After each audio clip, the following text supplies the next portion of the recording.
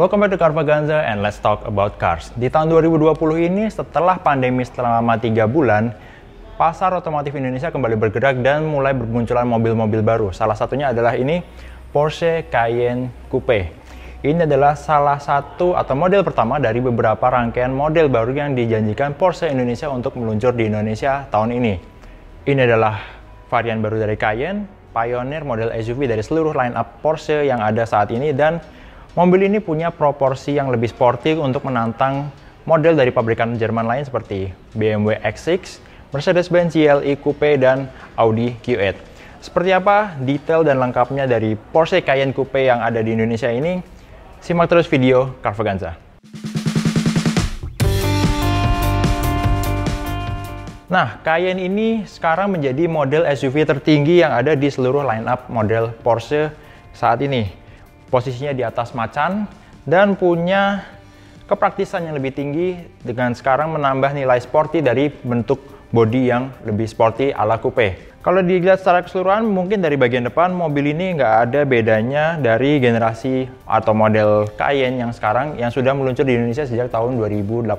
Seperti kita lihat di lampu utamanya, dimensinya besar dan ada 4 titik LED DRL yang di tengahnya ada satu proyektor sebagai lampu utamanya. Porsche sudah melengkapi mobil ini dengan fitur atau teknologi Porsche Lighting Management System Plus. Jadi pencahayaannya lebih maksimal dan lebih optimal dibandingkan model sebelumnya. Terus kita lihat di bagian depannya, ini intake-nya sejajar dan segaris seperti model Porsche lainnya yang juga sudah digunakan di model 911 generasi terbaru dengan kode 992. Di sini kita bisa lihat ada 3 buah kisi-kisi yang nyambung dari ujung satu bumper sebelah kiri dan sebelah kanan, dan ada juga di bagian grill tengah.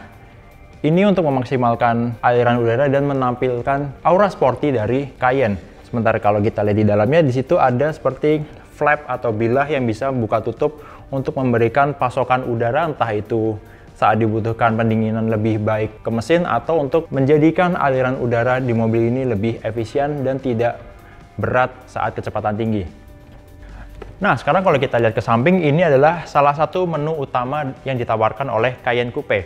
Proporsi desain bodi yang lebih sporty dengan atap yang landai di belakangnya, mirip sebuah coupe, atau bisa dibilang kalau dari samping mobil ini dilihat seperti Porsche Panamera, sedan 4 pintu yang panjang dan sekarang desainnya diikuti dan diterapkan di model mobil listrik pertama Porsche yaitu Taycan. Terus kalau kita lihat di bagian velgnya, ini depan belakang Porsche menggunakan velg dengan diameter 21 inci dengan ban 315/35 dari Pirelli P Zero. Ground clearance-nya juga tinggi karena ini sebuah SUV, dan kita lihat ke belakangnya sekarang. Nah, ini dia tampilan belakang dari Porsche Cayenne Coupe. Kalau kita lihat dengan atap yang lebih rendah ala sedan atau coupe, mobil ini jadi lebih seksi dilihat dari belakang. Terus di sini masih ada roof spoiler seperti di Cayenne versi biasa, dan sekarang ada tambahan spoiler elektrik di bagian tengah pintu bagasinya.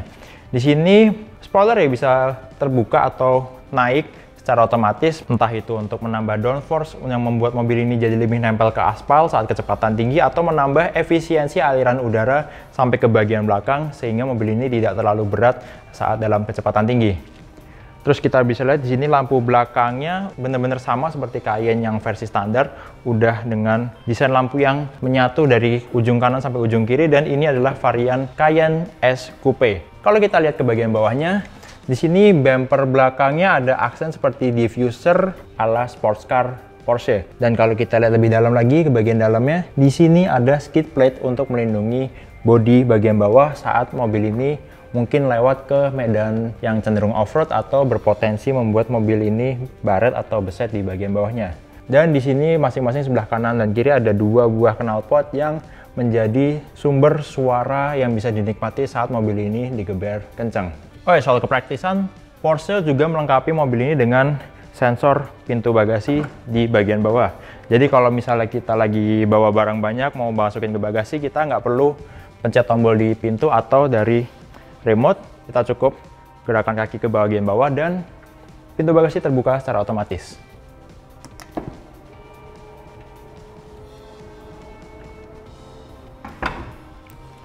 Sekarang kita lihat bagian dalam mobil ini. Nah, karena bagian yang berubah signifikan itu bagian belakangnya dari Porsche Cayenne, jadi kita review dulu bagian belakang dari kabin Cayenne. Kalau kita lihat di sini, ini ruang kepalanya masih tetap lega, ruang kakinya juga tetap lega, dan seperti nggak ada bedanya dibandingkan versi sebelumnya. Karena memang ini adalah kabin baris kedua dari Cayenne biasa, bukan versi coupe. Sekarang kita akan menuju ke Cayenne versi coupe.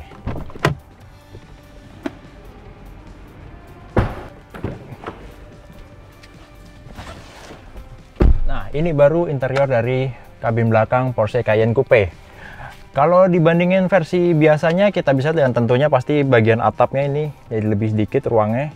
Kita bisa lihat ini cuma 5 jengkal untuk saya yang tinggi badannya 170 cm. Tapi ruang kakinya ini benar-benar lega. Terus joknya juga kerasa mantep untuk didudukin. Kita bisa ngerasain kalau di sini bantalannya benar-benar nahan posisi badan kita biar nggak kemana-mana kalau mobil ini bermanuver. Jadi kurang lebih mirip jok semi bucket lah rasanya di sini. Terus kalau kita lihat ke tengahnya, di sini ada armrest yang udah dipasang 2 buah cup holder. Terus kalau kita lihat di sini ada lapisan kulit warna merah yang tentunya kita bisa pilih sendiri kalau kita beli mobil ini dari banyak option individual dari Porsche. Di sini sebenarnya nggak banyak yang beda dibandingin Cayenne versi biasa. Tapi kalau misalnya kita punya seperti fobia di ruang sempit atau claustrophobic, tenang aja karena Porsche menyediakan panoramic roof. Jadi mobil ini nggak terasa sempit walaupun dimensinya mengecil dibandingkan Porsche Cayenne biasa. Sekarang kita lihat bagian depannya.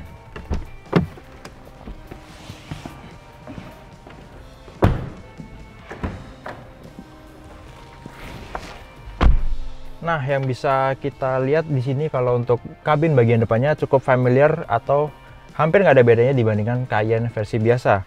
Untuk joknya ini dengan desain semi bucket, di sini ada bantalan besar di bagian sampingnya. Bisa diatur secara elektrik dengan option 18 arah. Di sini ada tombol di bagian bawah samping di joknya. Begitu juga untuk setirnya yang bisa diatur secara elektrik.